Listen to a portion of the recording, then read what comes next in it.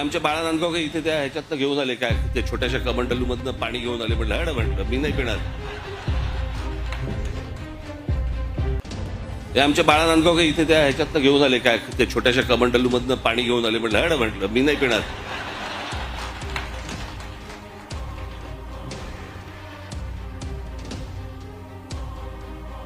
अहो मला सांगा, आता तो सोशल मीडिया आल्या पूर्वीच्या काळात ठीक होतं. मी त्या सोशल मीडियावरती बघतोय माणसं तिथे आलेल्या बाया बिया घासतायत आणि बाळा नांदगावकर साहेब गंगेचं पाणी कोण पिईल ते पाणी.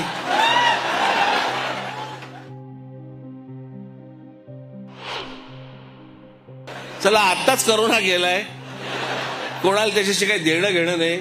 2 वर्ष झाले तोंडाला फडकी बांधून फिरले आणि तिकडे जाऊन जाऊन आंघोळ करतायत.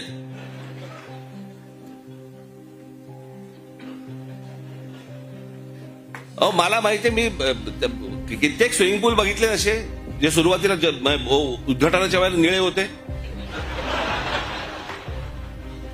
हळूहळू हिरवे हिरवे व्हायला लागले. कोण जाऊन त्याच्यामध्ये मला सांगा पडेल त्याच्यात गंगेत. ह्यानं तिथे काहीतरी केलं ते मी इथे पितोय.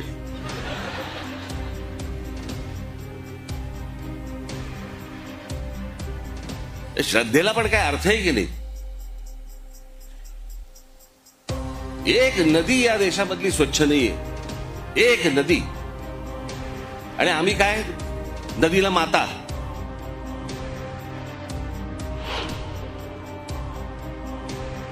परदेशामध्ये आम्ही अनेकदा जातो त्यावेळेला बघतो तिकडच्या नद्या स्वच्छ नद्या.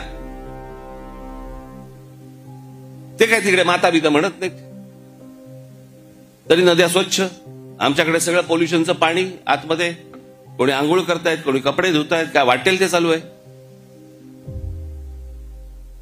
राजीव गांधी असल्यापासून ऐकतोय मी गंगा साफ होणार.